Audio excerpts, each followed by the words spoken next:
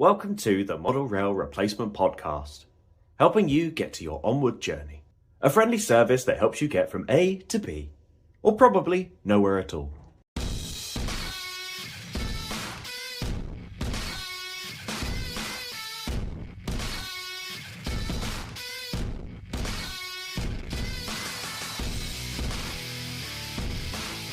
Hello and welcome to the Model Rail Replacement Podcast, or as we like to call it, MERP. We are now into episode 15. That's right, 15 episodes of our podcast, and going along quite nicely. I think we're doing well. I'm your host, James, and with me is co-host and producer Sam. Hello. Hello, Sam. How are you? I am good. I'm very hot. So if you can hear a fan in the background, it's because I tried turning it around to record, and unfortunately it didn't work. So there's a fan noise in the background. Unfortunately, the British summer will last for approximately this day and only this day, and then we'll go back to normal. So you will have Sam and fan in this episode, so do apologize. I'm actually the same. I've got a fan in the background of mine as well, and but I can't hear your fan. And I assume you can't hear my fan. So, but yeah, you're absolutely right. I've checked the weather forecast. We've got about 2 more days of this, and then we're back to the standard British weather. So, have you been making good use of this weather? Yes, to a certain degree. I've been out and about a lot with work. We have South Sea Seafront in Portsmouth, and we've been making good use of that. We've got loads of splash pads dotted around, so with a family, it's quite handy to go down to those and at least be in some sort of pool. I mean, South Sea waters are not considered good at the moment due to people dumping untreated sewage into the Solent. But other than that, I mean, we've got some great views down here in South Sea. Please come join us. How about you? Have you been making good use of the good weather? Absolutely not. I've been in the garage for like a week working on the layout, getting it so it actually runs properly. So I think I said last week we had trains running, and we did. And then we got other trains out and we started testing. And the Cavalex 56s didn't like the elevated curves. They were coming off there. The Curacao 66s didn't like a set of points in the fiddle yard. Nothing like one of the curves on the scenic side, and then there was a set of points at the other end of the fiddle yard where again anything that wanted to come out of the fiddle yard would derail, and that's because the angle I had the points that was just way too sharp to allow anything to really get around it. So yeah, I've been working busy as a beaver, I suppose, just rectifying those problems because the end was it was almost there. I could almost taste it, and then it was taken away, snatched from us. So I've been back around the room, sorting it all out, and since then, everything has been coming out the box. Trains have been set up, locos have been running. There've been a lot of thorough testing to make sure that the main lines are working and there's no problems with them before I move on to the next part of the layout build. So yeah, I've not really been enjoying the sunshine at all, really. I've just been in the garage, but every now and again I walk outside, and by late afternoon it gets very hot in here, so I do have to.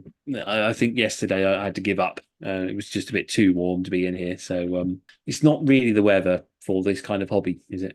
No, Unless you're an outdoor modeler, of course. Yeah, if you have a garden railway, this is your time to shine. Clean that track up and get those outdoor trains running for sure. Which is kind of handy that we've not necessarily been doing full on hobby in the last. Well, you have. I don't know why I'm saying that. You've been doing full on hobby, but the good news is that because everyone's been out enjoying the sunshine, it seems that nobody has really got any new announcements that have caught our eye or anything like that. So our news section this week is going to be non-existent, I believe, James, unless you've got something that you want to throw into the mix. Let me just check my emails because sometimes they like to surprise us. But considering we're doing this in the evening and everyone in these industries has usually gone home, hang on. Kerno Model Rail Centre has a special newsletter they sent to me at 1423. Farewell June 00 gauge bargains. So there you go. Kerno have got some bargains on there. I tell you what, they had some 9F bargains the other week. I don't know if you saw it. I've never seen so many 9Fs. So I was like, I can see why they're in the sale. It's I tell you what, there's some good bargains here. Get yourself over to Kerno, have a look at the bargains there. That's our news for this week. That's sent obviously a couple of days before this episode's released, and that's about as much news as we got, I think. Not much really going on. So before we came on to record, I think we were just talking about various YouTube channels and sort of reminiscing about ones that have disappeared and things like that. And so I'm not saying to you, had you ever seen Intercity 82? Was we were sort of talking about Sam's Trains, and Sam's Trains is he's a very I can't think of the phrase, that Marmite, isn't he? Yes. You either like him or you don't. I'm not a fan of his carpet layout, but he seems like a really nice guy. So I got no issues with him there. But I just can't watch them being run on the carpet. I just like that's okay. I know he likes fixing locos and that, so maybe that's why he does it. Just gives him an excuse to have a little fiddle around with things. But See, I'm the other end of it. I find his channel quite charming, and I do enjoy it. And I find, especially when it comes to a review of a specific loco that I'm looking for, he's always one of the top ones up there that have done reviews of a lot of the locos I'm looking at. So I do find it quite interesting. It's funny that you mention Sam's Trains and that we've been talking about it, because I just want to remind our listeners, we said in our neurodivergent episode, if you're not going to be nice, just leave people alone. You don't need to be unnecessarily mean to people who you don't like. You can tell people you don't like the channel, but that's like where you should probably draw the line. I can't imagine anyone has a personal vendetta where they are currently fighting with Sam's Trains back and forwards.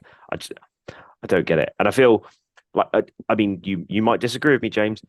You don't necessarily watch his stuff, but if you were on the receiving end of some of the stuff he gets, would you be a bit upset? I think it's uncalled for, isn't it? If he's not your cup of tea, just don't watch. That's what I do. I know my boy loves watching his channel, and he's got him subscribed on his own YouTube, and he enjoys it, and that's his choice, and I've got my choice, and that's the way it should be, really. But yeah, there's no need for name calling. I don't think it's not necessary. And Sam does do a lot of good for the hobby, I think. By the fact that he has such a large audience, he has a large engagement. He keeps people interested in the hobby. He keeps people entertained in the hobby. He might not be for you, but he is for other people, and that's only a good thing in the long run for all of us, isn't it? And we talked about how some people might not understand why he's got such a big following and stuff like that, because he's I think last time I checked he had 145,000 subscribers, which is he's definitely on one of the top high end versions of what he does. And I think I believe he has this sort of charm that can appeal to other people. I know I can watch a Sam's Trains video in the presence of my daughter with no worry of things being said that I don't want her to repeat. I think it is very family friendly what he does. It's very chalk and cheese, and I think in terms of our friendship, it was the first channel that you and I had discussed off air, and I think it was the first channel that you and I talked about where you said, I don't really watch it, and then I was like, I quite like it. I think it's quite good. And he's one of those people. We've talked about Laserjet before, you and I know your son likes to watch it and absolutely loves him. Yeah. And it's that thing of you may not like it, but someone obviously does. And enough people clearly like it, because there's 100, both of those two people we've talked about, whether it's your thing or not, they have 100+ subscribers. So there's obviously something that those people do. Yeah, and that's it. I mean, my wife couldn't really give a toss about trains, to be honest, but she quite likes Laserjet's channel. She think, of all the stuff the kids watch, that's one of the ones she does approve for the children to watch on YouTube. I mean, some of the other stuff that they watch in regards to video games and Minecraft, I mean, I really can't see the appeal of some of that stuff. Even if I was a child, I don't see why you'd want to sit there watching those people shouting into a microphone, running around in a video game when you could play the video game yourself. But what makes it really funny as well is people say getting angry about these, and this is why it comes back to if you don't have anything nice to say, don't say anything, because you're just adding fuel to that fire that we talked about in episode 3. God, that was episode 3. That was ages ago now. In the fact that you posting about said channel makes people then go and look at that channel, or you commenting the bad comments adds to the YouTube algorithm. YouTube doesn't care whether you downvote or leave a bad comment on someone's video. The more downvotes they get, and the downvotes will affect you. That's something key to sort of say. The downvotes will affect how many of the recommendations of that video you get. But the comments help the YouTube.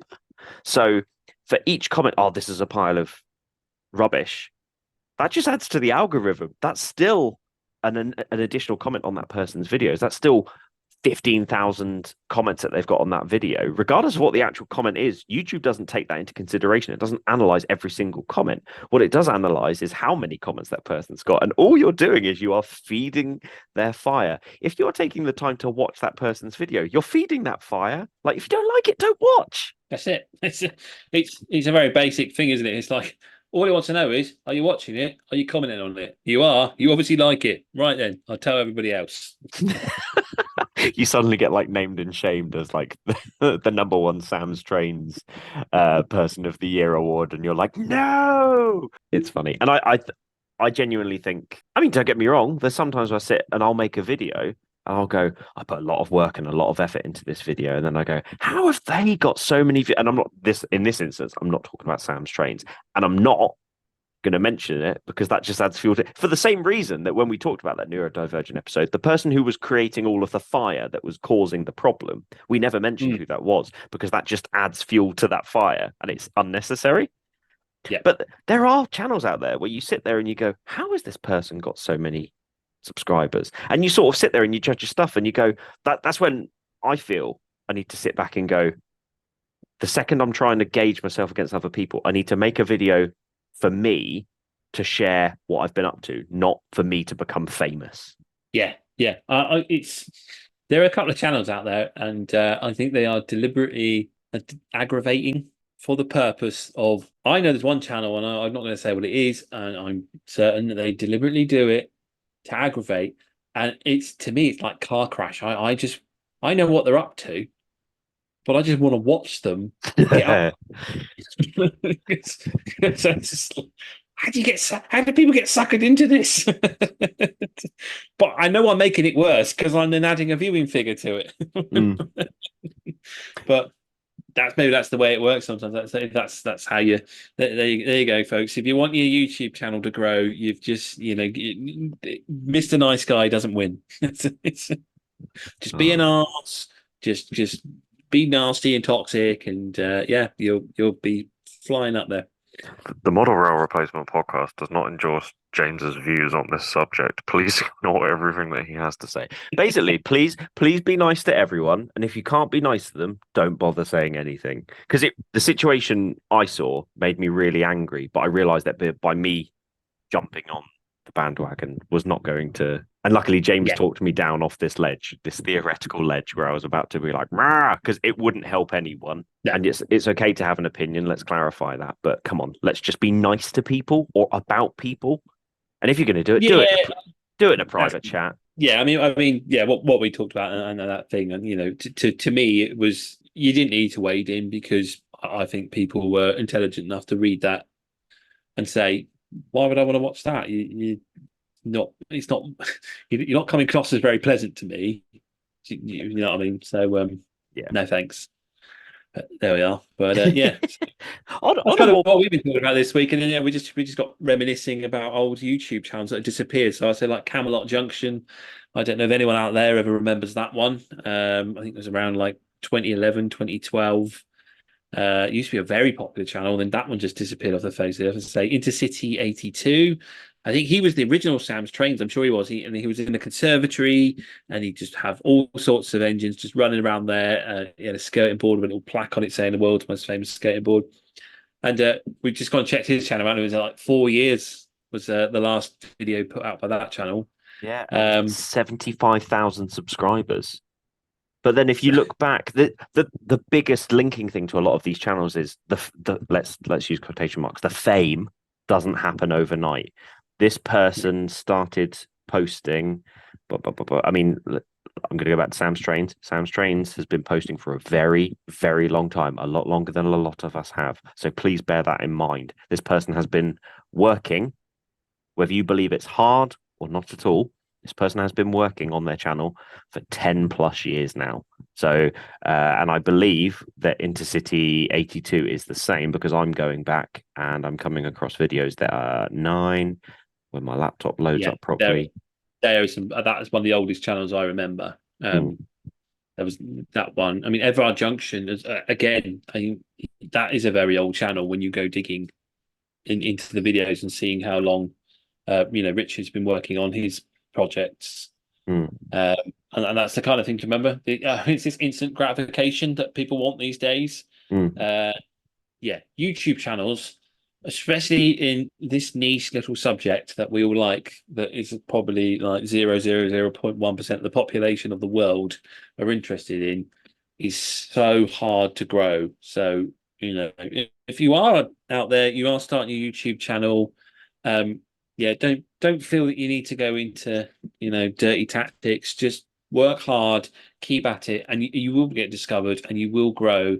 And your hard work will pay off. I think that's the best way to put it. On a very different note, if somebody does want to give myself and James instant fame, we would also appreciate that. Absolutely. If the producers of Model Rail Challenge want to do a season 3, I know they kind of died away, but we're absolutely forward for that one.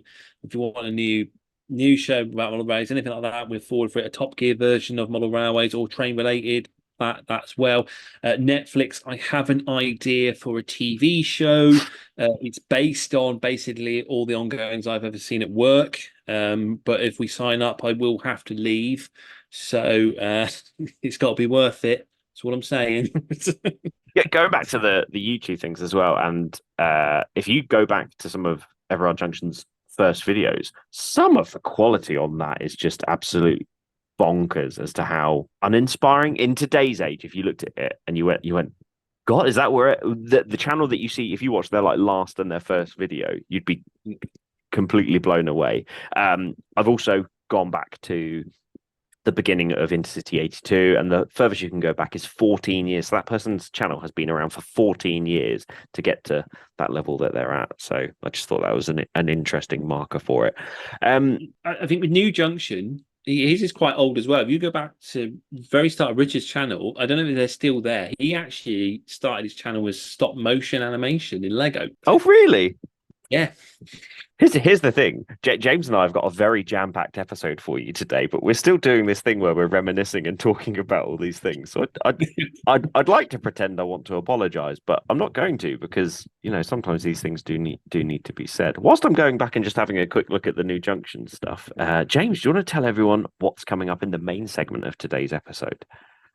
Absolutely, yeah. Well, as we said, we are 15 episodes in, and you haven't worked out the format already. It tends to go discussion, battle, interview. So last week was... No, hang on. I got the wrong way order. Anyway, it's those three. Last week was the discussion. The week before was a battle. So this week is an interview. And it will be with Mitch's Models. This is an Australian modeler. And so the subject is Australian modelling. And I found it's absolutely fascinating because my knowledge of Australian railways turned out to be absolute rubbish. Even my son outshined me when he walked into the room and asked Mitch a few questions. I don't know if that made it to the interview. But yeah, his knowledge far surpassed mine. So talking to Mitch about Australian railways, I found such an interesting subject. He is a fountain of knowledge.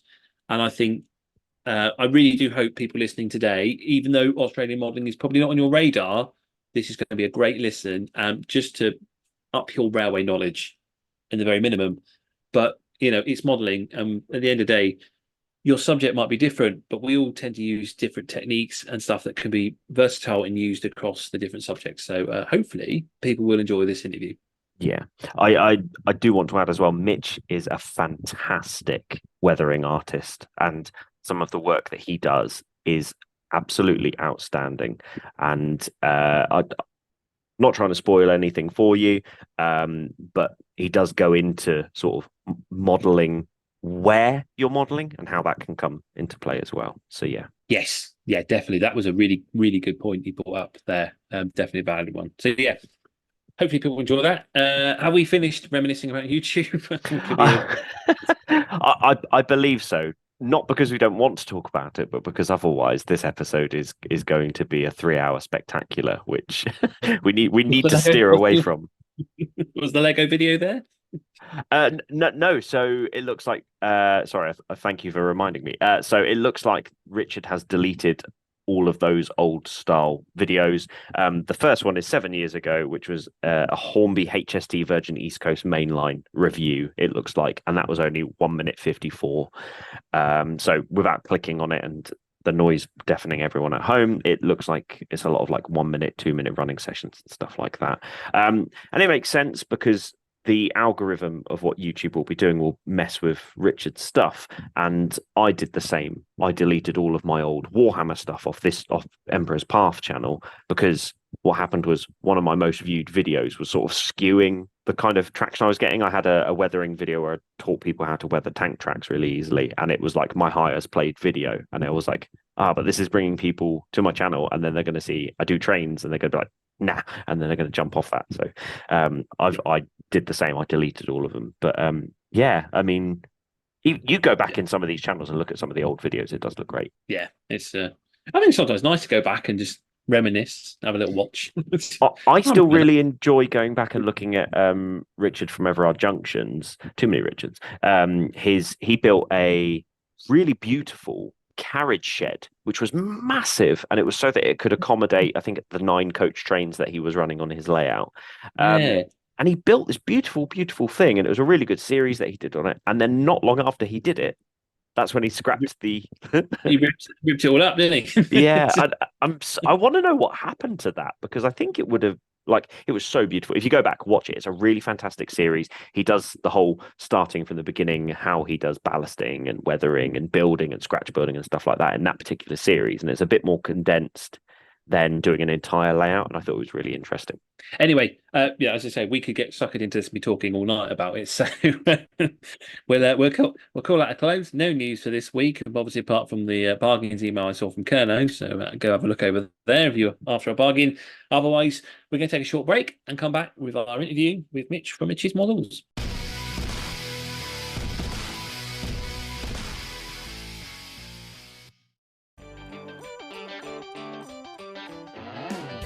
Look at that! You see that there?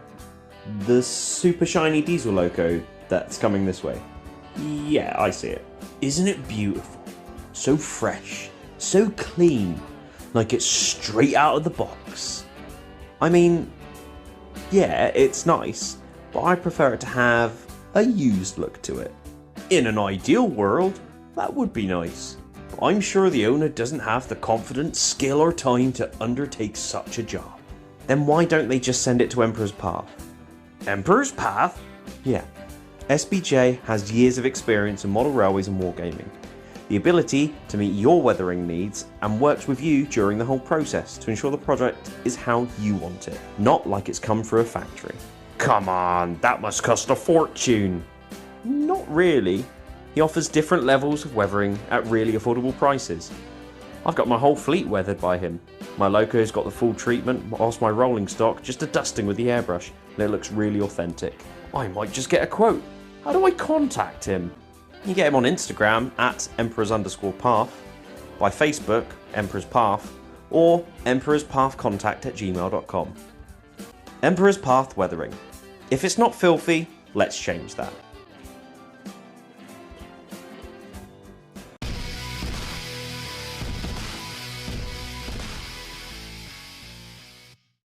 And we are back, and today is another guest interview, and this is with Mitch from Mitch's Models.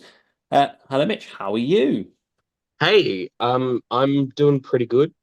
I'm getting over a bit of a flu, so if I start coughing halfway through a sentence or anything, forgive me. But apart from that, I'm doing really well. So, Mitch, we always like our guests just to give us a little background and tell us about your modelling and what you're up to, what you're currently working on, etc. And for our listeners, I suppose you will be something slightly different because if they haven't guessed from the accent, you're an Australian modeler. I come from a land down under. Yeah. and I'm a bit of an eclectic Australian modeler as well. Specifically, I model railways in Queensland, with Queensland Rail being my primary prototype, I suppose. But it does mean that I'm currently modeling all in HO scale, but three different gauges at once.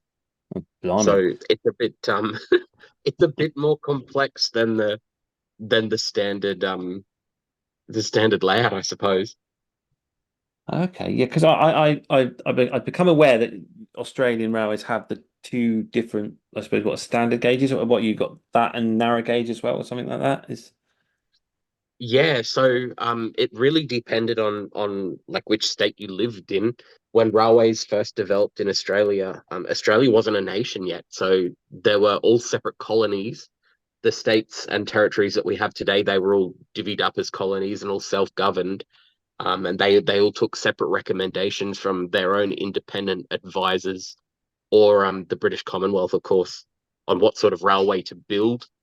And financial circumstances also played a lot into that. A lot of the colonies were very, very poor back in the mid 1800s and couldn't afford heavy duty mainline railways, and gauge really it became a huge part of the question of how do we afford to build railways across such a huge expanse.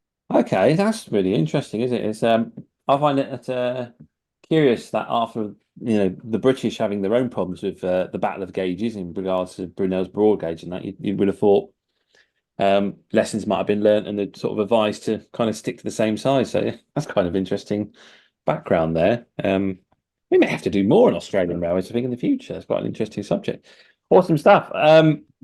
So that's sort of your modelling background, which is really cool. And I'm gonna have to say I don't know a lot about Australian railways, so I think this could be quite an interesting conversation. But we always like to start off with the usual question of: are you a steam, diesel, or electric modeler? For the most part, I'm a diesel modeler. I grew up a lot with electric traction. I live in Brisbane and our suburban network is all electrified. So electric trains as such were really commonplace.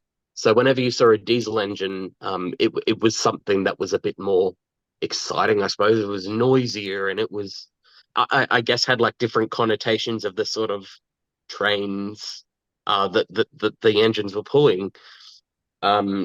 But also the availability of rolling stock in Queensland models is it's a growing aspect of the hobby, I suppose. So to find electric locos in Queensland, I mean they're virtually non-existent in scale modeling. So diesels is usually the way to go to make it easy on yourself.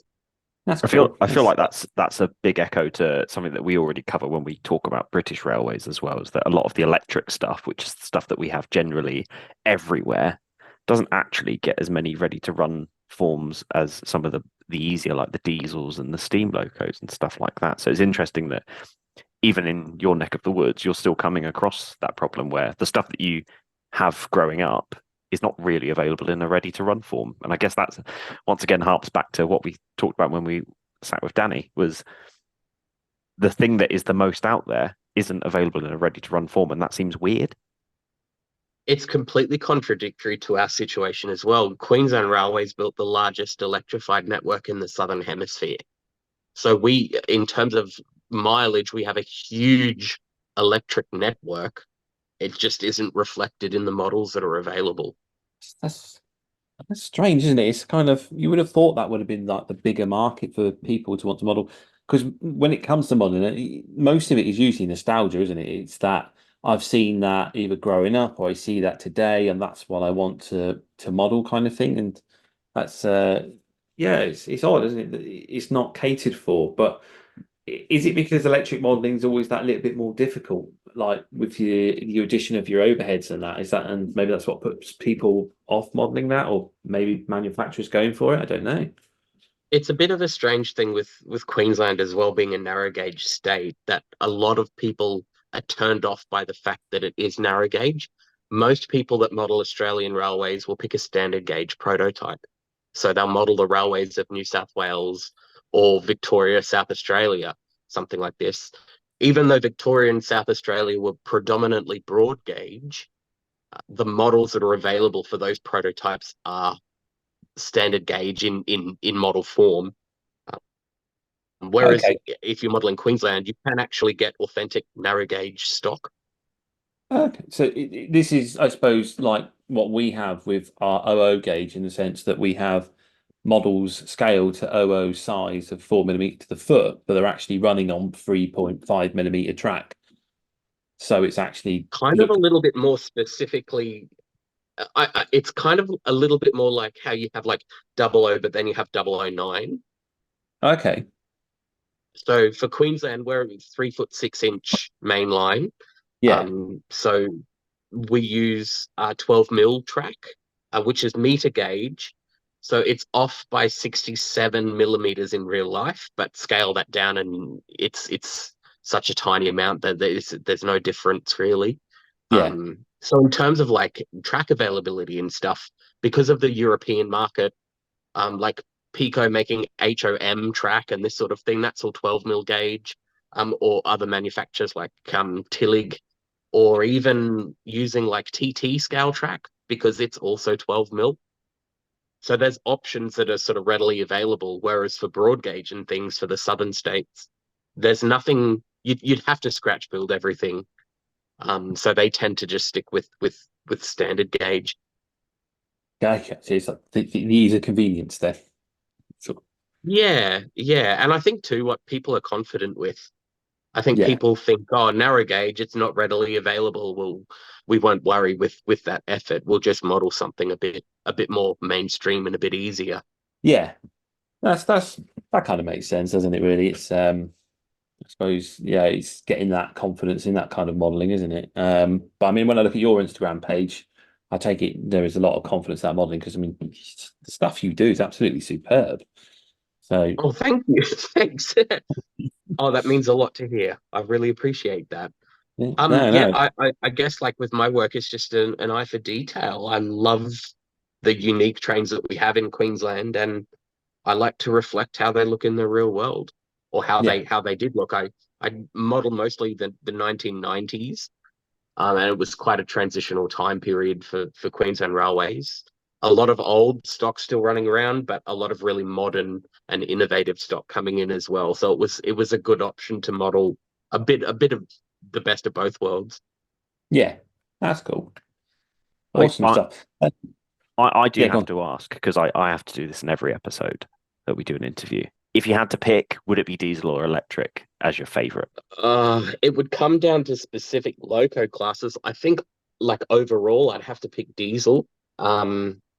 Yeah, don't get me wrong, like there are some locos out there that I would consider to be favorite locos of mine that are electric or even steam. There are we had beautiful steam engines here as well. But I think if you did it like overall, like as an average, it'd probably have to be diesel. Perfect. I've got my answer. That's all I need. Okay, yeah, thanks for that answer, Mitch. So it's quite interesting you mentioned all these scales because I think this could be an interesting answer here. But what is your favorite scale to model in? Yeah, so I suppose it's complicated. The easiest way to put it is that everything that I modeled, despite the gauge, is HO scale because the scale overall is the same. It's only the track width that's changing. My layout complicatedly, is that even a word? My layout comprises of three gauges to reflect a lot of different operations that occurred in Queensland. So Queensland Railways was the primary railway builder, and they built 10,000 kilometers of 3'6" track. So that's what I model mostly. There were private sugarcane mills that also built 2,000 kilometers of 2 foot gauge track. So I thought, okay, I want to include at least a tiny portion of 2 foot gauge track. And then also the railway lines that came up from the south, by about the mid 1930s, early 1930s, I might be wrong on that date, but the standard gauge came through from the south, from Sydney. So prior to then, it was a case of all change. The train came to the border. There was an island platform. Everybody got off the narrow gauge train and onto the standard gauge train to head further south. So there was a push after Australia was federated to try and link all of the capital cities with standard gauge so that there was a common gauge between all capitals.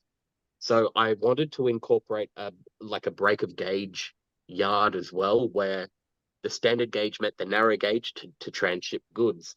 So that's my 3 gauges, but all within HO scale. That's cool. That's I find this talk of all the different gauges really interesting. Sort of that rich history of how the railways came to Australia there. Yeah, I hope it's not too confusing for the listeners of the podcast. It's not always easy to wrap your head around.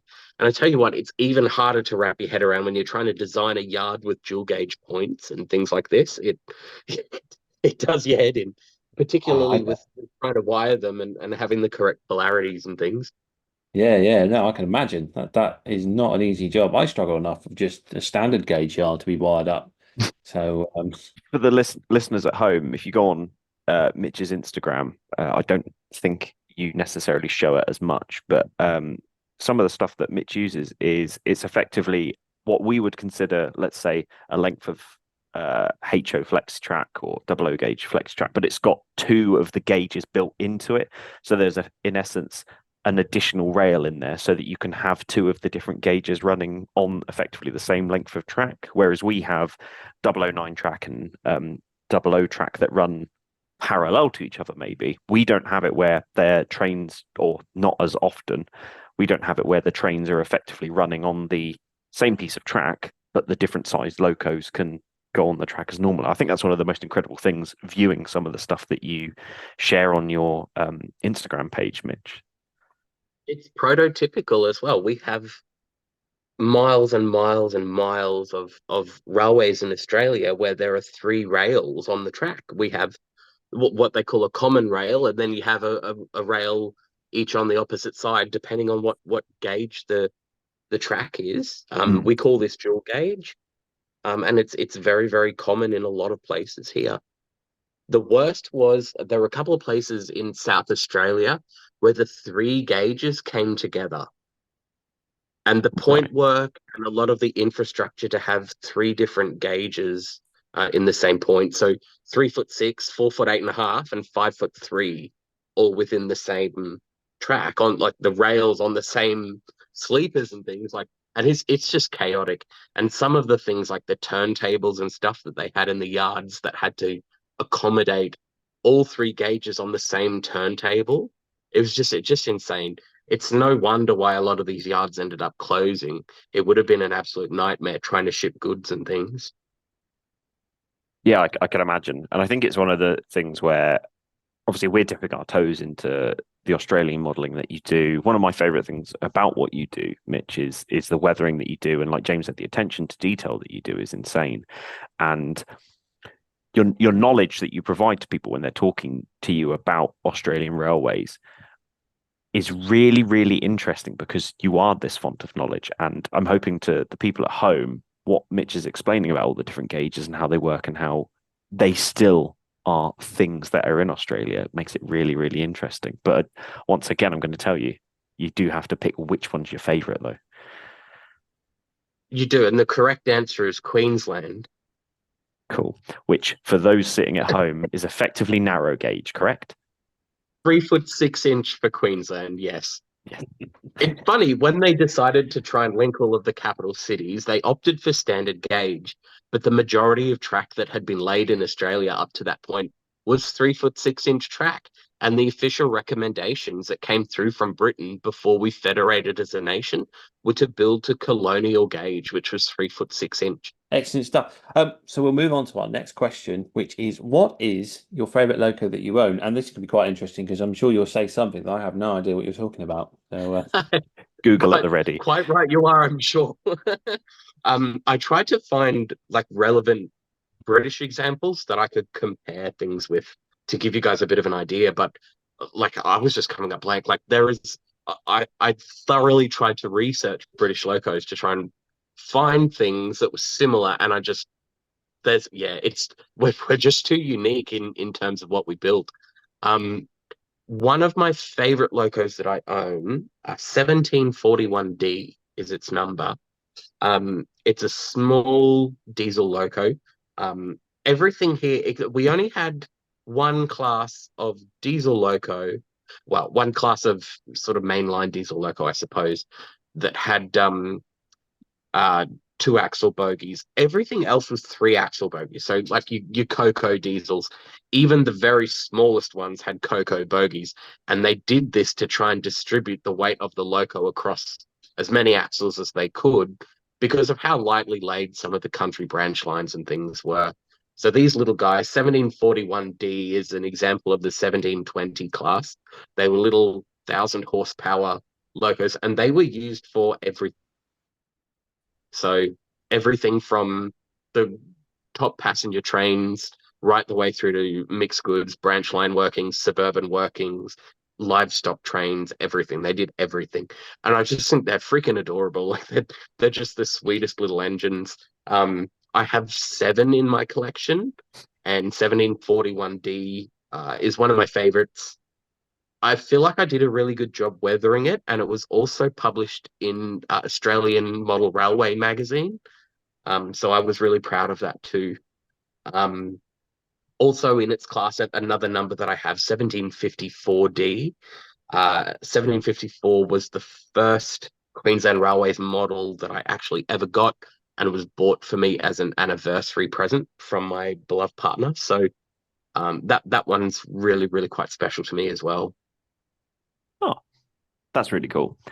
So for those of you sat at home, I've now moved into offending Southern Hemisphere now, so apologies, all of you. I'm going to give a rough idea of what this looks like. So you have, imagine if a Class 20 had a child with an American loco. That's the best way I can describe this. So you have a rough idea of, it does have that small sort of cuteness that Mitch was talking about. That, yeah, it does look adorable. I think it looks really cool. And it does have that sort of American loco look to it, but it does also have that sort of single, it looks like on the pictures that I'm looking at, a single cab version at one end. Mitch might be able to correct me on that, and I'm just not looking at the picture properly. But if So like initially they were built almost like a small version of a Class 20, in that you had a really long hood and then a cab at the end. But crew preference was to drive them with the short end leading, much like the Class 20s as well. And then by the sort of late 80s, early 90s, they fitted air conditioning units to the short end of them, which gave them a tiny little nose, which is it just makes them look freaking adorable as well. But I guess like a small Class 20 would probably be a good way of putting it. Yeah. I think I'm looking at the same images as well. When it's either a Class 20 or a 58 with only one cab, or a 70 with only one cab. It's sort of in that ballpark, I'd say, for the British modeler to try and imagine what this looks like. But the best way to look is just have a Google of it and look at these images yourself, because I can see why that is your favorite loco. It's there is a bit of there was a big fleet of them, so they built 55 of them. I mean, it doesn't sound like a big number, but 55 that were spread out right across the state, so you didn't have to go far to come across a depot that had allocations of them. And given that they were employed on all sorts of traffic types, you saw them all the time, sort of thing. They were just everywhere. But yeah, if you Google QR or Queensland Railways 1720 class. Stuff. Cool. We'll move on to our next question then, if you're happy to, and asking you, what is your favorite loco that you don't own? We had these big electric locos. Now I'm saying electric, even though I said before I like diesels better. This is one example of an electric loco that I absolutely love. They were really quite beefy locos. So about 3,500 horsepower per loco. So they were very, very powerful as well. And they had a strange wheel configuration. They were bows. So they had 3 bogies with like your traditional bogey at each end, and then one sort of in the middle, very, very sort of Japanese style. But these locos were a development of other electric locos in the state. Queensland Railways were a huge mover of coal, and when the coalfield railways were modernised, they were electrified as part of the larger electrification scheme. And the coal trains became electrically hauled and 100 hoppers in length and absolutely massive, really. From mine to port and back to mine and back to port, and they just did circuits. And the development of these electric locos that hauled them led to the railway to say, we would like a similar loco that could also do general freight and passenger workings. I'm going to do that thing of I've Googled it and explained to people what it is. So it does. It sort of looks like a subway train, a subway train or a metro train has had a lot of this is going to be the amalgamation of UK versus UK with American trains. So apologies. It looks like a Class 66 has had a child with an American subway train. James, if you've got it up on your screen, you'll be able to confirm if I'm right on that one. Yeah, I can kind of see what you're saying. Despite the lack of the windows on the side, I suppose you're right. And they were corrugated as well. Yeah, I think that's why I've gone down Yeah. the 66 sort of corridor, like the sides of the 66. Or it looks like a Class 66 and Bumblebee from Transformers have merged together. That's what I'm seeing. I'm looking at one of them, the other face. I'm going, it kind of looks like a film character, and I'm trying to think. I was thinking of the, the spy in Mos Eisley in the original Star Wars. Yeah. So I was kind of thinking, looks a bit like that in the sort of the face. They do look cool though. I do really like them. We're They are doing really this, cool. We're doing this whole. We're trying to say what we think it looks like so that people can understand it, and hopefully we'll play this game where people say yes, you were right, or no, you were wrong, and we'll see how many people we've offended. The good news is I'm clearly not just offending Steam people today. You just come for the world today, haven't you? Everyone's sobbing. You've thrown American trains in there. You're obviously having a go at Australian. You've had a good go at British as usual. Anywhere really, you sort of having a good dig at today. So you've done quite well. I don't like to isolate communities. I like to make sure that everyone feels like they're being attacked at the same time.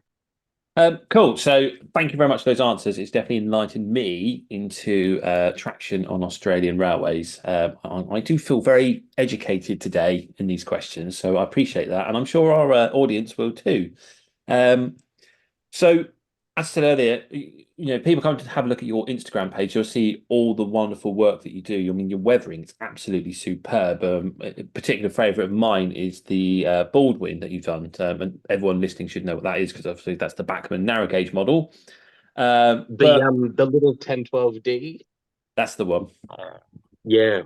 It's a funny thing. Not a lot. There are a few of those that were exported after the war years to Queensland for the sugarcane mills, being little 2-foot gauge railways.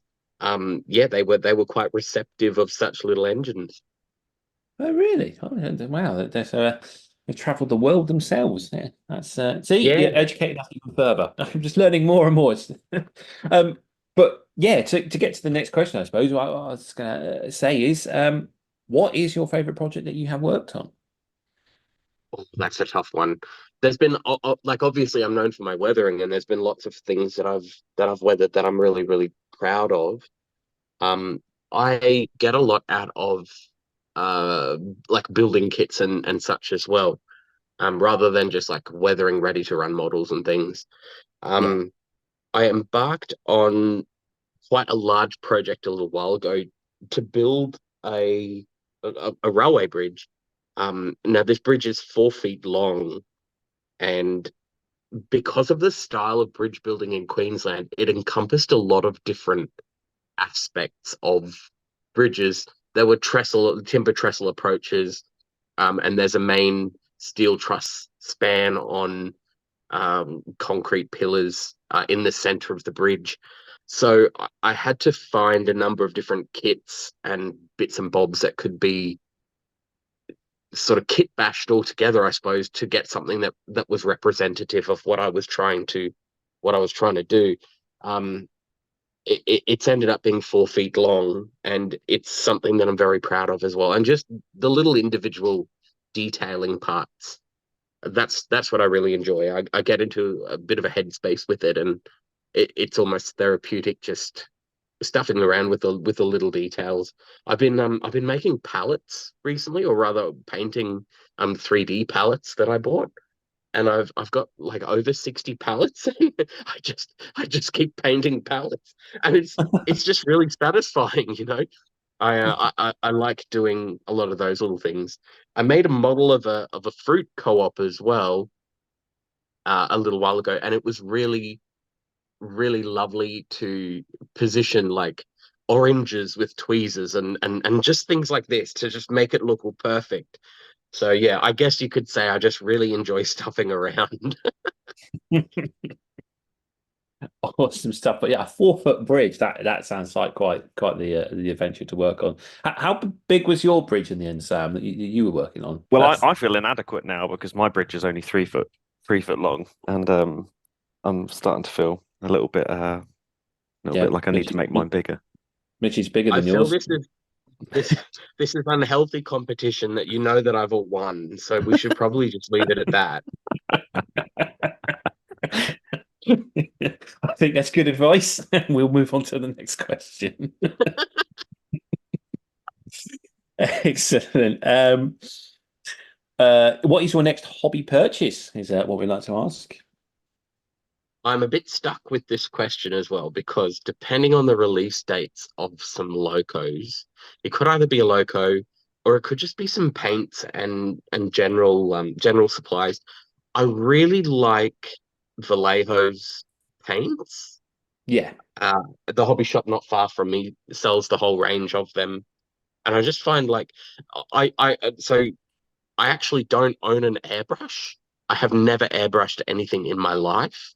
Really? Um, yeah, honest, I have never touched an airbrush.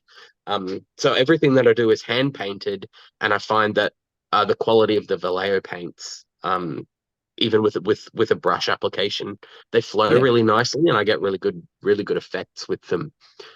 So I would like to build up a bit of an arsenal of different colors with them. If the locos are released, then I got another one that you can Google. Queensland Railway's 1460 classes. I have some on pre-order, but as almost like a variation within the class, a couple of them were built with dynamic brakes, and this was among the first class of loco in Queensland to receive dynamic braking capabilities. And the front hood, so they had a really high nose. The Yeah. front nose, I suppose, was where the dynamic brakes were fitted, and they were almost like diagonally flared vents on the sides of the front of the nose. They earned the nickname elephant ears because of these vents. And in my pre-order, I didn't pre-order an elephant ear variant, and I think I would really like one. So I'll wait and see. The DC models have been released, but I'm waiting on the DCC sound ones before if I do decide that I want to get one as a next purchase, I'll wait for the DCC sound. Okay. Yeah, I have indeed Googled it, and I just searched through, but I have found one with the vents on the side. I can see the elephant ears comment. But yeah, they're quite smart. It's I've been learning a little bit about dynamic brakes when I've been having a go on the old train simulator game, and you have the American locos because they sort of teach you about dynamic braking there, so it's slightly different to what we have over here. So, but yeah, Do you that's a guys smart. not have a lot of dynamic braking in Britain? Um, I wouldn't be 100% sure on how to answer that question. Someone saying I'm wrong. So I'll just say I've just been learning about it on the American locos on the game. Nothing was mentioned You'll on have to get like 66 another. tutorial. It'll have to become like a question in your future podcast, so you can be like, and do you know what dynamic brakes are? And just gauge interest and understanding from anybody that can answer that question. That's it. That's it. I suppose the best person to ask that, and I don't know if we're ever going to get him on, but Underground Eric, because obviously he works for GBRF as a freight driver, and so he maybe Mm. would be able to give us the answer. Yeah, well, I could Google it, I suppose, but where's the fun in that? And any UK train drivers who listen to the podcast, because there are a couple of people who do listen to it, but they don't necessarily tell me what it's like driving on the railway. Send me a message and let me know, do we have dynamic braking? Now for the comparison, so for those of you who are currently driving and can't Google this, I'm going to say that this looks like, and hopefully this is the most spot on comparison I can do, that the 1460 class looks like the North British Locomotive Company 10800, which was a very short-lived diesel locomotive, which was, the difference is this is a Coco bogie diesel, the Australian one, whereas the BR version of it was a Bobo axled loco. That's the closest I can find to it. The only difference I'd say is that the Queensland one looks a lot more modern, but in terms of shape, it's got that sort of almost a teddy bear shunter mixed with a Class 20 mixed with the 10800. So yeah, James, how do you feel about that comparison? Yeah, I think you're pretty much there with that description. Just having a look at this 10800 thing, this thing, the 1460s were also 20 tons heavier. So they were a much bigger loco and they were a bit more powerful as well. Mm. Yeah, I think the standard for anything built outside of Britain, isn't it? We're essentially narrow gauge compared to the rest of the world. It is a really beautiful looking loco, and it does, once again, it has that aspect where it feels like it's a hybrid of different countries' locomotives. Like the Australians have looked at it and gone, I like that about the British one, I like that about the American one, let's merge them together. That's the feeling I get whenever I look at Australian locos. Other stuff. But going back to your other comment about the paints, I find it interesting that you say you don't use an airbrush, and it's the same when we talk to Danny. Danny also doesn't use an airbrush, and the results that both you and Danny can get with just a paintbrush, I think, goes to show anyone out there that doesn't feel confident with airbrush, or for whatever reason they don't want to own one or use one. I mean, like in Danny's example, he's in a flat. I think it's great that you can demonstrate how good of a weathering you can give something with just a paintbrush. So did that take a long time to get that skill, or did you have to have a few practices on stuff to get where you are today? I mean, yeah, how did you get there? I mean, I was just born being able to do it. It's just a natural part of being Australian. No, just kidding. There was a lot of trial and error with it, and I think a lot of it was determination and almost competitiveness. This notion that everybody was telling me, if you want to weather something, you have to use an airbrush, and it was just it was almost like, well, why do I have to follow those rules? Like, surely there's another way to do things. And yeah, I guess as well, it does come down to your own personal circumstances. I also didn't have an area where it felt appropriate to be using an airbrush and setting up a compressor and all this sort of stuff at the time. So I experimented with a few different techniques. I did try just straight up acrylic paints. I've tried watercolor paints. I've tried like colored lead pencils. Okay. I also tried like different colored chalks, and that was what sort of yielded the best results. So from that, I moved into more professional sort of styles of powders. So I primarily use pan pastels. I find them really easy to work with, and you can get a lot of really good results. But Yeah. then I also do oil washes, acrylic washes, and even just straight up painting with acrylic paints and a brush. It all just depends on what sort of effect I'm trying to get. Cool. So it's essentially it is that practice, isn't it? And finding out what medium works for you and how best to work with it, I suppose.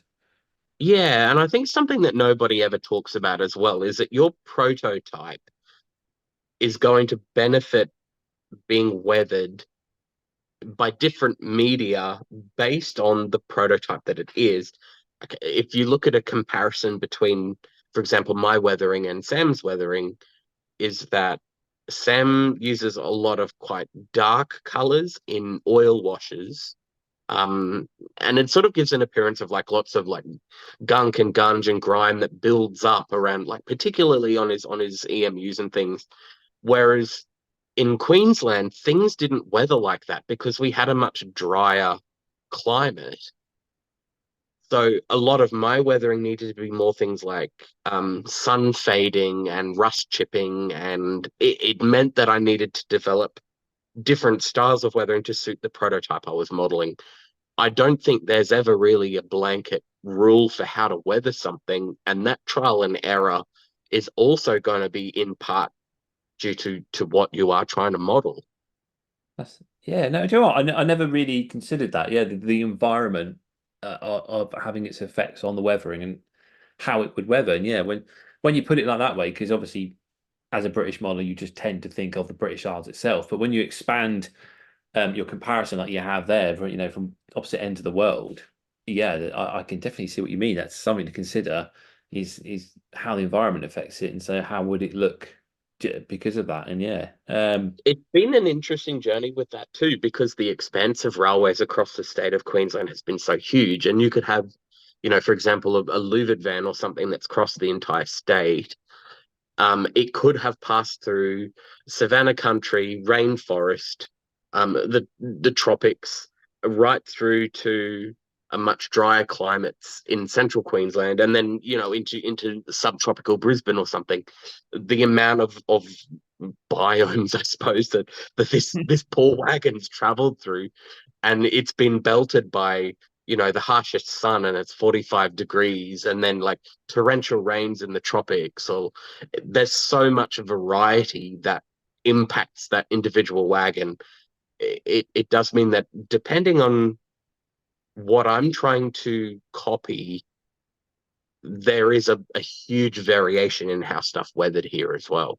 I love that. I really like that idea. That's yeah, that wagon and where it's been, where it could have been, and I suppose you can build up a train of different weathering styles of wagons dependent on their origins and their destinations, and sort of have Exactly. that. Some of the colors weathered really strangely as well. From 1969 onwards, all freight wagons were painted in what Queensland Rail just called freight grey, and it was just quite a plain light grey color. In Yeah. some cases, it managed to weather into like a beige color. So they were really strange. It must have just been to do with the quality of the paint, or I really don't know. But that, like, a lot of louvered vans weathered from that grey color to a beige color. A lot of the guards vans that were painted freight grey became almost white or beige. There were a lot of different ways that things weathered, even just depending on the type of rolling stock that it was. Yeah, I would never have thought it would have gone beige, or I suppose, but yeah, that's Yeah, a bit of an oddity, but that's what it's- happened. So I try and copy that best yeah, I can anyway. that's awesome. That's yeah, no, that's I feel it's temptation to model Australian railways now, just so I can just have a go at that sort of weathering, but I shall Now resist. that's Shall your resist. first, your first your first mistake there, James, to say Australian railways. Hopefully, at the end of the podcast, you'll learn that that's too broad a topic. You'll have to be more specific with which part of Australian railways. Quit Queensland, right? Yep, correct. Correct. You're right. I did learn. Awesome stuff. Cool. So yeah, we've sort of said what that's actually your next purchase, and maybe we've already covered that next question. What is your favorite part of the hobby? Oh, I love losing myself in it. I really enjoy this almost like hyper focus of just getting in on it, in on that moment where it's therapeutic, and you're sort of building this own little world, and you escape within your own headspace with it all. Time just flies, and you just sort of sit there enjoying it. Do you know what I mean? It's got to be a type of therapy for sure. Definitely. No, I'm behind you there 100%. I will just get lost into the hobby if I decide I want to do something. Yeah, exactly the same. It's yeah, you get so involved with it, it just sort of the world disappears around you. But I find too, it doesn't even specifically matter what your project is. If you're in the mood to do something, you can just sit down and just find something to fiddle with. And hours just fly by, and you just, whether it's, a spot of weathering or a little bit of scenery or whatever, you even just like tinkering with rolling stock or cleaning wheels or something, if you feel like doing it, you feel so good when you do engage with it and you do sort of get into that headspace. Yeah. Yeah, no, totally agree. And I think people listening will probably nod their heads and agree with that as well. I think that is one of the most major appeals of this hobby is just going down that rabbit hole and getting lost in a world of enjoyment of just doing these little projects, like you say. And it doesn't matter what it is. You could be trying to fix a loco or weather something or build a kit. As soon as you sort of focused into it, and then gives you that pleasure. I think that's why we're all in this hobby, really, isn't it? It's imagination. Like we've all got to be imaginative to be in this hobby, and I think that's where your mind goes. You're imagining that loco or that train running, or you're imagining the noise of the wheels on the track, or you're imagining what the train would look like passing over this bridge or through this tunnel, or that's sort of what keeps you going in it, isn't it? It's you get lost in making that little world. Yeah, yeah, definitely. Yeah, that's. I think you've answered that perfectly there. To be honest, I really like that. I'll Thanks, I'll move. be here all night. That's what I'm concerned about. For us, it's only the afternoon. Yeah, yeah, I think you've answered that perfectly. I'll move on to our next question then. Is if you were to create a new layout, what is the one thing you think you need on it? Oh man, I think this is really underrated. I've got all my bench work at the moment. That's as far as I've gotten on this layout, and the bench work was sort of more installed given the space that I have. The actual designing of the track plan, I have a general idea, but the specifics of it is still unfolding. I think in this stage where I'm looking at track design, one of the biggest things that I think any layout should need or consider if you have the space is a triangle or a Y. I don't know what you guys in Britain, do you call it a triangle or a Y? We'd probably call it a triangle. I think most people would. Yep. Okay. Or a balloon loop. So we have a lot of rolling stock here that was designed to run in a specific direction. And it meant that turning entire consists rather than individual coaches or wagons was commonplace. And I'm talking about things like if you had long distance trains, and remember in Queensland, like we had a train here called the Sunlander, for example. It traveled 1,700 kilometers from Brisbane to Cairns and took like 32 hours or something to get there. So they're really quite long distance journeys where factors like sitting backwards or having a dining car around the wrong way or things like this weren't practical for journeys of that length. So turning of individual coaches didn't really occur. The consists remained together and the whole train was turned at the end of the line rather than running a loco around and everybody having to sit backwards or whatever. And I think including that sort of stuff in a layout, not only does it make it easy for the operator, but it's also really quite prototypical for the railway that I'm modeling, be it either a triangle or a balloon loop. Okay. I think the Yeah, best thing to like confirm that too, that something that we have is if you ever take the Eurotunnel, not the Eurostar, to France from Oh, Dover the to Le Calais. Shuttle? Yes, that's it, the Le Shuttle. Yes, That I read on it when I was 15. Yeah, well, that's got the same thing where it rather than just going backwards and forwards, when you arrive at the country that you're traveling to, whether it's going into the UK or going into France, it does go up in a big balloon loop and always travels the same direction. Yes. And I think that's the closest thing we have to it here. But I had never heard of it happening anywhere else in the world. I mean, it certainly doesn't happen anywhere that I know of in the UK, but then my knowledge is small on it. But I know it Yeah. happens there. And I think that's the closest I can.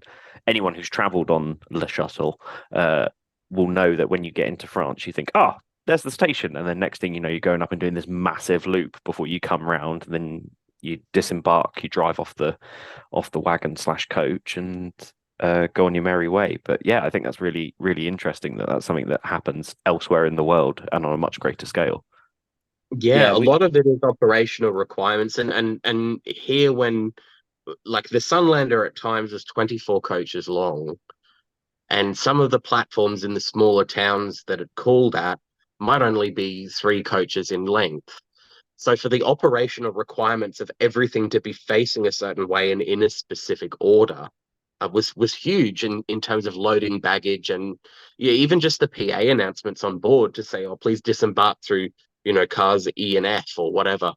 Um, so it became much more imperative here to keep everything in specific order and keep it all turned at the same time, if that makes sense. Yeah, that makes sense. Yeah, yeah. Sam was saying that I mean, probably because we were very limited on space in such a tiny little island that we are as well. But yeah, I think the Euro tunnel is probably one of the few where we have a turning loop. Otherwise, it's just where lines have coincidentally sort of joined together. I think it's like I can think of a triangle in Yorkshire where there was one before HS2 was starting to build the Paddington main lines. You could take the High Wycombe route and then turn around at Greenford and come back on yourself. But again, as I say, they were routes that gradually got put in. It's just a coincidence that you can just manage to turn your train around on these things. But yeah, nothing ever built on purpose to do that. So Lots of places here had purpose-built triangles as well for turning locos and things rather than turntables. There were some divisions in Queensland that operated Bayer Garrett locos. And if you've seen Bayer Garrett's, yeah, the big articulated with sort of 2 tenders, and these were 482 284s, so they were quite large locos. Where turning them on a turntable would require such an investment in specific infrastructure that it was just way easier to turn them on a triangle. yeah. Yeah, that makes sense. Yeah, because yeah, I didn't need to Google that one, and I knew exactly what you're talking about there. Oh, perfect.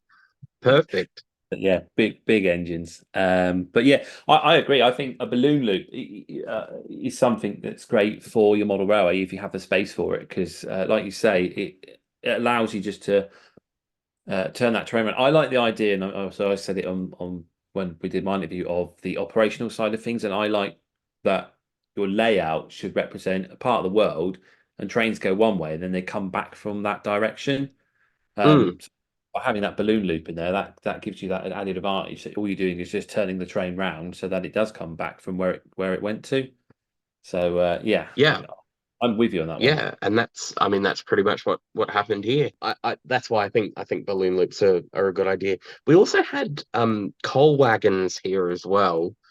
So they had knuckle couplers. Everything here was upgraded from screw links to knuckle couplers, and these they were actually a gondola rather than a hopper.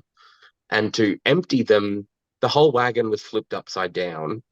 And like these were big wagons, like big bogey wagons, and the knuckle coupler was designed to rotate so that when they flipped the wagon upside down, they didn't actually have to uncouple the train to do it. But it also meant that every hopper had to be, well, every gondola had to be oriented a certain direction, because if it wasn't, you'd end up with a rigid knuckle up against another rigid knuckle rather than a rigid with a swivel, and the whole train would just like tip itself over, like it wouldn't engage properly. So in that sort of instance, everything had to be really specific in how it was shunted into that rake of wagons. Yeah, no, I get you. Yeah, that'd be quite embarrassing, wouldn't it? If they haven't got anything that can swivel, just try to tip a wagon over and everything goes with it. Anyway.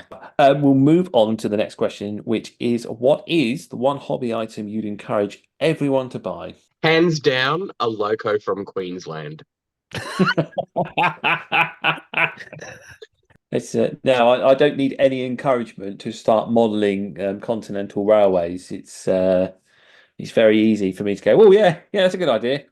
I like that idea. And then the next thing you'd start buying an Australian loco, then some wagons, and the next yeah, I've done it before. I've done it with German railways. I've done it with American railways. I'm very easily swayed. So Excellent. Excellent. The trouble is, if you're going to do it properly, you're going to have to buy all the 12 mil track now as well. yeah, Okay. I can get. Did you say TT works for that? Because I've got a whole box. I got a bit carried away when I went with the You know what? TT It project. does. I have a Yeah. TT project. Yeah. all the time. TT is the same gauge. Oh, excellent stuff. I can use that then. We were all very excited when Hornby made some announcements for TT because we were like, oh great, we can rob the mechs to make things. So I Excellent. guess a more realistic answer to your question. I would think either a good set of brushes or an excellent pair of tweezers Definitely good tweezers. Yeah, no, I'm with you that. and a loco from Queensland. Yeah, I've walked in that trap before. Like when I first started in the hobby, I need some tweezers, and I bought some tweezers that I don't even think the tips even met each other when you pushed it together. They were absolutely useless. And yeah, I quickly learned. This same thing happened to me recently. It was this beautiful set that came in like a proper case and everything that all velcroed up, all really nice. And I don't think any of the tweezers actually hold anything. I would think, with obviously with the dollar to pound equivalent, or exchange rate rather, I would think it was probably upwards of £20 that I paid for this set. And none of the tweezers don't even meet up. Oh, bloody hell. That's rubbish. Yeah. Yeah, I went through a few, I think, until I actually started getting some decent sets of tweezers. But I always get mine from Squires now whenever I see them at a model show because they're like a supplier of all the little bits and bobs that you need for your models, like your tools and your switches and that. And they've always got really good tweezers there, so I always buy mine from them now. But yeah, you need a decent pair because sometimes there's such Oh, tiny okay. little screws or jobs you're working on, especially handrails. And you've got these useless things that can't hold anything. You just sort Yeah, of pull your hair out, aren't you?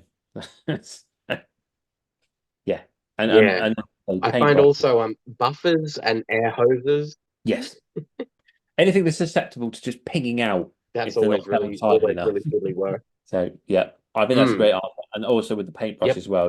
Decent paintbrush is definitely a must for any modeler. Yeah, well, like I mean, I've done it before as well, where I bought really expensive brushes and they've been really quite ordinary as well. You go and dip them in the paint and all the bristles fall out or something like this. Yeah. So I think like it doesn't have to be the most expensive to be the best. No. But also try not to go for the cheapest either. I'm sure there's a happy medium with these things.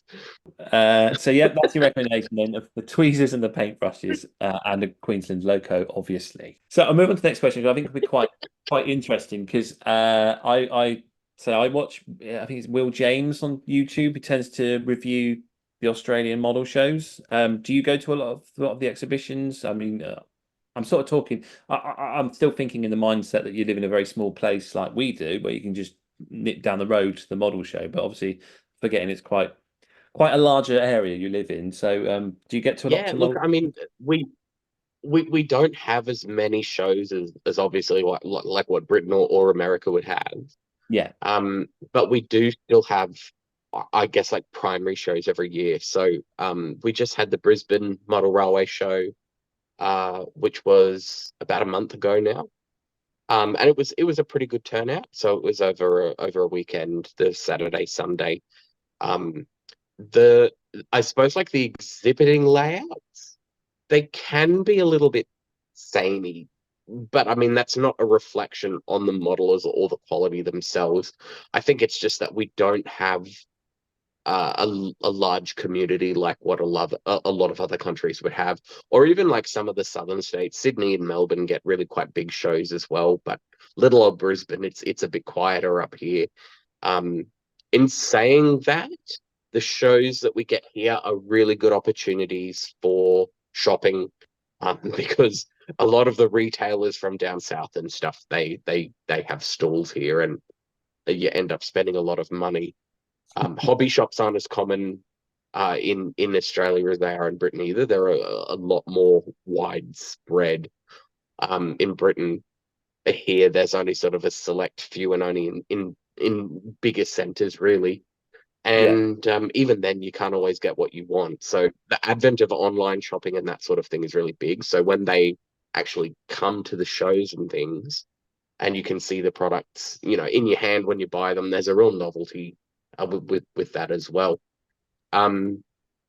There are a couple of good shows that we do get though. The Brisbane show, obviously. We also have the Pine Rivers show, which is hosted by the Model Railway Club that I'm a member of, and it's not too bad. They're all really quite small, but they're still enjoyable, and entry's only a few dollars, and it's good to walk around for a couple of hours, sort of thing. Um, there was a model railway show that used to be hosted. It might still be hosted in the old railway workshops, which are now a museum as well, out in Ipswich, I suppose it's about 40 kilometres or so from Brisbane itself. But one year, they even brought in a steam loco, like full size, and set up all of the stalls and stuff around the loco. So that was really cool. It was a bit of a 2-for-1 then. Yeah, that does sound very cool. That's um. So, sort of, you're saying about the shows and that, and I'm wondering, is model race a big popular sort of hobby over in Australia? Because I particularly remember an episode of Neighbours in which one of the characters had got their model railway out on the street, and all the other characters are getting really excited about it. And I thought, this is really weird because in soaps in our country, that person would be ridiculed and bullied right now for getting their model railway out. Is it like that in there, or have I just been lied to by television? I think it's probably unfortunately common that people all over the world would be ridiculed for their interest in railways. But I think as well, like I found when I was young, like as a kid or in my teens, it really made you weird. Like, you'd be in school or whatever, and everybody else, oh, Mitch, he likes trains. Ooh. Um, but now, like, I'm 31 now, and when I tell people, they do find it really interesting. I guess people mature over the course of their lives, and having hobbies and interests and something that isn't just staring at your phone for days on end, like what a lot of younger generations are nowadays as well. I think it's helping to sort of boost a bit of a revival in the hobby. Yeah, no, I think you're right there. As I say, I noticed a lot with the model shows. I know we completely gone tangent off the. I'm not even asked the question, but there is definitely like my children's generation, which I think are Generation Alpha or what they call them now. There's a lot more interest from them in the hobby, and I think the only downside and unfortunate thing about that is nowadays the price of getting into that hobby. Because, like you say, Yeah, generation before that have very much been bought into that digital world and are on their phones and enjoy that, and that's their thing. And but I think like my kids' generation, they see the phones, but they're just everyday objects. They're just like what a car was to us when we were born and grown up. It was just a car. But I'm pretty sure to my parents, car's yeah. quite a thing. Um, and I suppose it sort of progresses like that. And yeah, I definitely. Well, I hope that the younger generation are going to get into these sort of hobbies because they are great, and I think they are interesting, and it does help you to get away from your phone. So yeah, but it is nice to know It's that the people. novelty of something sort of physical and hands-on too. Like it's being able to craft. I think that's a lot of where like the resurgence has come from, because it's not that you've typed something or you've drawn something on an iPad or whatever. It's that you've made this with your hands. Yeah, that's definitely it, isn't it? Yeah, it's that showing that skill of what you can physically do, isn't it? Rather than, like you say, getting a computer to do it. because anyone can get the computer to do it. So, of all of those exhibitions, then, and we'll get back to the questions, which one would you say was your favourite? And in particular, is there a layout that you really enjoy? I mean, it doesn't necessarily have to be at a show. We always, say there might be something on YouTube you've seen, or you may have visited, I don't know, a museum or somewhere like that. Yeah, what is your favorite exhibition and your favorite layout? I think I'll be biased in saying that the Brisbane exhibition is my favorite. There's a few that I really like. There's a layout called Stanham Vale, and it's basically a narrow gauge Queensland Railways layout set in the 1960s. But the attention to detail and the variation in industry, whilst also depicting like a busy country town. I think it's a very, very well done layout. It's very aesthetically pleasing, but there's enough operation in it to keep it really interesting as well. And given that it's a show layout too, it's all designed to be portable. So I think that's always a major like a major factor in these decisions. Like, well done for them to be able to make it portable. I can definitely see the appeal of that, and such interesting wagons. They're sort of it looks like one of them is putting kind of like pallet vans. Sort of I'm trying to think of the word, sort of the cage trolleys that we'd have over here. Brute trolleys is probably the closest thing I can think of for Yeah, the modeler. It kind of looks like larger versions of them being pulled. Yeah, they basically just look like four squares of a chain link fence. They're Yeah. really not a lot in their construction. They are very good for that, unbraked as well. Oh, really?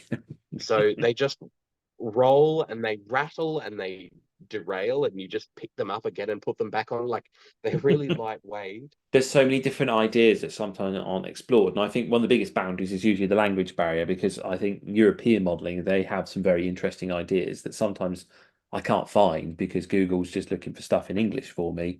Thank you very much for those recommendations. It's been absolutely wonderful to talk to you. I'm afraid we've only had one question left, which is our usual, which has obviously been expanded from what it once was. So we say, what's your favorite resource? So it used to be just between YouTube and Instagram, but nowadays, it could be anything from a person to a book. Maybe you've got something that will surprise us. What is your favorite resource? Do you know, it's funny because I'd listed in my notes both YouTube and Instagram, but also Australian Model Railway magazine. And I say the Australian version specifically because for product releases and hints and tips on modeling Australian scenery, it's very, very difficult to learn how to model that in that style if you've only got British, European, and American publications. So hats off to Australian Model Railway magazine. The other resource that is extremely important is friends. And I've made a lot of friends in this community, particularly over the past couple of years, who have been really good inspiration, really good help if I am having struggles with particular projects, or if I'm uncertain about how to do things. And just a really good general resource just to bounce off ideas, or what do you think of this, or if you were to design a layout, what would it be, or these sorts of conversations. And I've found that even those hypotheticals have led to a lot of inspiration. Yeah, that's a really good point, isn't it? Yeah, it's the people around you that sometimes can share those ideas and sort of help you out with sometimes the problems that you get stuck with that you just don't think of the answer. And someone goes, "Well, I've had this problem, and you actually need to do this." Even if people have different skills, like I was having trouble with the DCC install the other day. Just a mate of mine who's much better with soldering and such than I am. He was like, "Yeah, no problem, I'll sort it." He took the loco home with him and sorted it all and gave it back to me a few days later. Just to have friendship with people like that can assist when things even at times get too difficult for one person alone. Yeah, that's it. Yeah, I think I'll be in the same boat as you. I'd have to find someone that could understand DCC to sort of problem out for me, because that's sort of a minefield of sort of knowledge for me. I was like, I don't know where to start, to be honest. Um, it's well, I don't know. I like DCC, but I'm very much I learned how to work with analog and how to do isolation switches and all that. And sometimes I feel better in my comfort zone of sticking to that. But I'm determined that I will go fully DCC on the layout eventually. It's just steady progress to get there. That's it for our interview, Mitch. And I'd like to thank you for coming on the show. You've been absolutely fountain of knowledge on Australian railways. I've learned so much in our conversation. And I'll be honest, I was a little bit nervous having this conversation with you because I was like, he's going to talk about things and I ain't going to have a clue what he's talking about. But you've been so informative. It's been absolute pleasure, and I'm absolutely guaranteed that the people listening will have no problem Googling and finding out all the things that you've described and having a look at them for themselves, even from your description. It's just been absolutely brilliant to learn about the Australian railways, the different gauges, and the fact that everyone should be modelling in the narrow gauge of Queensland. So, been a pleasure to talk to you. 100%. And thank you for your kind words. That means a lot to me. I really appreciate that. No problem. So what we'd like to do, obviously, before we go, is just give you the opportunity to shout yourself out. So if people want to find you online, where can they find you? So I have a Facebook page, and I'm also on Instagram, and I'm Mitch's Models on both of them. Excellent stuff. So Mitch's Models on Facebook and Instagram. So yeah, people, when you have the opportunity, go there and find Mitch. Mitch, thank you very much. We're going to take a short break now, and we'll be back for our usual social media shout outs.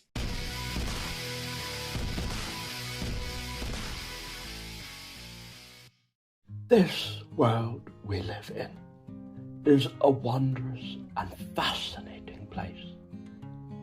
We stand on the brink of greatness and a chance to make a real difference in this world. Two people who are not making a difference in the world are James and Sam. So great are their egos that you can now support them on Patreon from $5 per month to just show your support. You too can watch the model railway world burn under their narcissistic natures. Head on over patreon.com/Model Rail Replacement Podcast.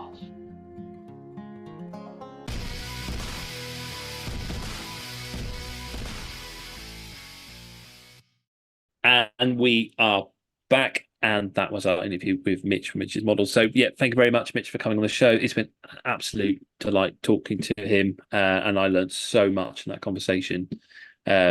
Australian railways, the weathering tips, everything. Yeah, brilliant to talk to him. Yeah, one of my favorite things about the Australian modeling is it does have, and I mentioned this a few times during the interview, it does have that essence where it has the American or the Canadian meets British railway to it.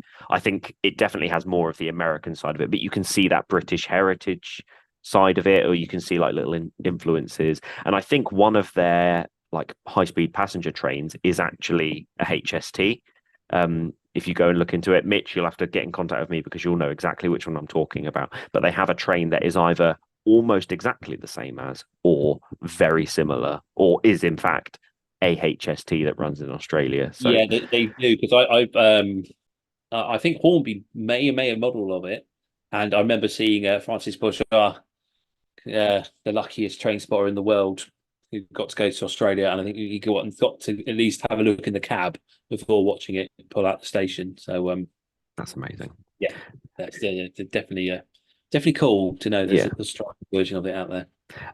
I think hopefully this will have inspired you to look into Australian modelling. I know it's not necessarily something that is easy for us to model, but you can definitely have a look at some of the stuff, and it, regardless of whether it's and it's the same when James and I talk about the American modelers when we do our shout outs.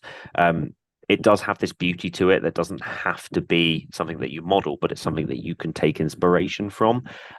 James's shout out last week, we were talking about this before we started recording.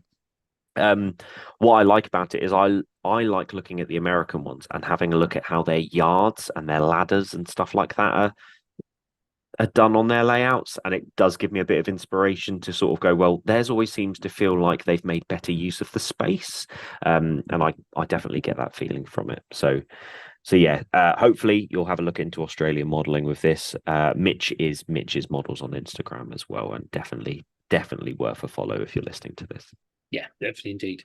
Cool. So we'll move on to our social media shout outs. I went first last week, so Sam, you can go first this week. Excellent. So I've got one. We talked about this person, this channel a couple of times, but it's the first time that I'm giving it a proper shout out. So this one is going out to friend and fantastic weathering and now terrain creator, Bunter's Yard. If you haven't heard of Bunter's Yard, Dave started out doing a lot of weathering tutorials, and I think that Dave's weathering tutorials at Bunter's Yard are definitely more on the grimy side, hence why I really love it. And he tends to push a lot of the weathering a lot further than some other people do. Whether or not you believe it's realistic, I know that's something that he does tend to get comments on, and I think that's rubbish. I think it looks great, and there, like I've said previously, you can get so many things weathered like this, but Dave does some fantastic weathering tutorials. I binge watched a lot of his weathering videos when I was sat up in hospital in 2021. I remember sitting there and I basically had my laptop in front of me and I just binge watched, and ironically won his competition he did back then as well, but that's a different story. Just binge watch loads of his weathering tutorials, and I pick up like little bits and bobs. And I think one of the best things that he's ever said about is using white oil paints to weather with, because it effectively, whatever color you put it on, you can effectively make it look like a faded version of that color. It's such a little interesting thing. So yeah, if you want to learn some amazing tips and tricks. But Dave does also now, he 3D prints a lot of stuff, but he's also really into making MDF terrain. He made the bridge that's going to appear on my new layout, but he's also really big into doing platforms and stuff like that. And I think this may be absolute rubbish, so Dave or Neil, if you're listening, I'm pretty sure that Dave is building a lot of terrain for Neil at Little Layouts. See, a nice little link in there for you. So that's my shout out, James. What have you got for us this week? I like Bunter's Yard, I've got to say. I do enjoy it. And why you say, like, people say, oh, the weathering isn't realistic. I mean, what people need to remember is weathering is an art form, and how someone does it and how they apply it and how they have it is their signature and their style. So like, might not be up for you, it is for them. So something to bear in mind, I think, for people there. But we could get into a new subject over, carry on with this one. Anyway, mine is BA14 Eagle. I'm not going to lie, this is someone I worked with previously in my railway career, but I do enjoy his channel, and he does a lot of videos of various shows that he goes to. His garden layout, which is a mix of O gauge and OO gauge, running side by side, which I don't think there's many out there. Although talking to him the other day, he was very tempted to have the NG7 on the OO track to run by the O gauge in the garden, which I thought sounded quite cool. But yeah, it's a BA14 Eagle. There's some absolutely great videos on there in regards to the shows. He gets to a lot of shows, so always quite enjoyable to watch. And as I say, yeah, he's got a wonderful little garden layout and sort of running sessions on there too. So that's my shout out of the week. Excellent. I do follow the channel. Very, very nice. And it is one of those channels that do create really good exhibition videos to watch as well. So completely agree on that one. Cool. Well, that pretty much brings us to the end of the show. It's just our usual own social media shout out. So Sam, if people want to find you, how do they find you? If you want to find me, you can get me on Instagram at emperors_path, or you can find me on YouTube at Emperors Path. James, how can we get hold of you? Yeah, if you want to find me, it's Western Signalman on YouTube or Instagram, Western Signalman at outlook.com. But don't forget that the Model Rail Replacement Podcast also has a Instagram account. You can find us there on Model Rail Replacement Podcast, and you can email us at modelrailrp@outlook.com. So that's RP Romeo Papa. yeah, that pretty much sums us up for this show. So I'll say the usual, that hopefully we have been entertaining, informative, and have replaced your model railway, if only just for a little bit. I've been James, and with me has been Sam. Good night. This service terminates here. Please ensure you take all of your personal belongings with you.